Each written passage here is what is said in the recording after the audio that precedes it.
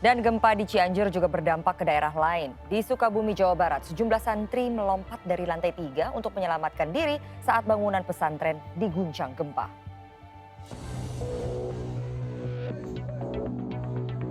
Pasca gempa, puluhan santri pondok pesantren Nurul Syifa di Gedurhayu, Sukalarang, Kabupaten Sukabumi masih tinggal di tenda seperti ini. Selain masih trauma, santri dan pengelola belum kembali tinggal di dalam bangunan sebagai antisipasi gempa susulan. Akibat gempa, bangunan pesantren rusak. Belum dibenahi, sebagian bangunan memang juga masih rawan untuk kembali dihuni. Berdampak kehancuran dan kekhawatiran di pesantren ini, gempa Senin kemarin juga sebabkan korban. Ketika gempa mengguncang, karena panik 4 santri loncat dari lantai 3 pondok. Akibatnya keempatnya cedera dan dilarikan ke rumah sakit. Karena dia panik, karena terus dia udah lihat bangunan itu sebelah sono kan udah pada jatuh yang bolong itu tuh, jadi dia tadinya mau lewat tangga, cuma dia nggak takutnya ketiban yang itu, jadi dia ingin loncat. Sejumlah santri kembali pulang hingga situasi dirasa kembali normal. Panji Aprianto melaporkan untuk NET. Penting, banyak kalangan belum paham mitigasi gempa. Bahkan belakangan sempat viral wakil rakyat jadikan gempa dan mitigasi gempa sebagai bahan bercandaan. Tingkatkan kesadaran dan kewaspadaan ini. Berikut BMKG berbagi fakta seputar mitigasi gempa. Perlengkapan peralatan Basarnas gempa.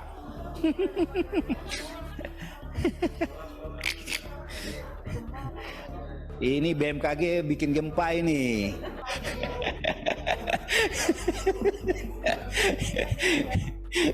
Mohon maaf kalau ada gempa bersembunyi di bawah meja. Ini lihat ini. Harus ikut kepala BMKG. Iya, kepala Basarnas belum ikut. BMKG udah langsung masuk meja. Sempat jadi sorotan dan kecaman warga serta warganet. Video Wakil Ketua Komisi 5 DPR Robert Rau yang menganggap enteng bahkan jadikan gempa sebagai bahan bercanda. Robert juga tertawakan kepala BMKG yang berlindung di kolong meja ketika gempa Cianjur terasa hingga Jakarta Senin 21 November lalu. Gempa mengguncang saat berlangsung rapat Komisi 5 DPR dengan BMKG dan Basarnas. Ditertawakan oleh salah satu pimpinan Dewan dan memang banyak yang belum mengetahui. Berikut bagian mitigasi gempa bumi BMKG berbagi faktanya. Pertama utamanya ya, yang pastinya jangan panik.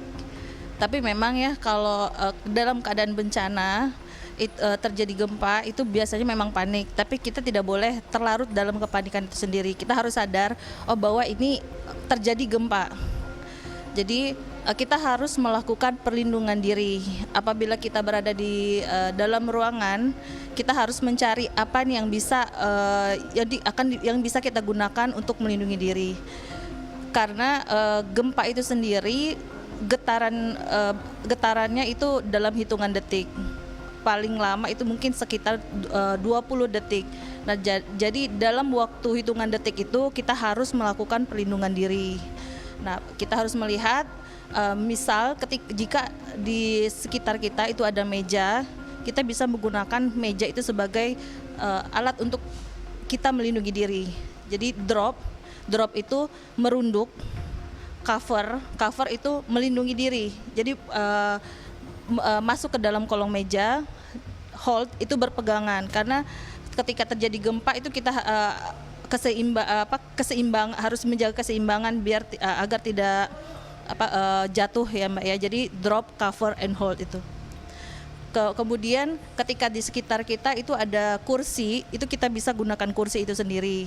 Kemudian apabila ada tas, pakai tas. Tapi apabila misalnya kita tidak di sekitar kita itu tidak ada alat perlindungan diri, kita bisa menggunakan tangan. Jadi melindungi kepala, utamanya melindungi kepala dan leher, mungkin seperti itu.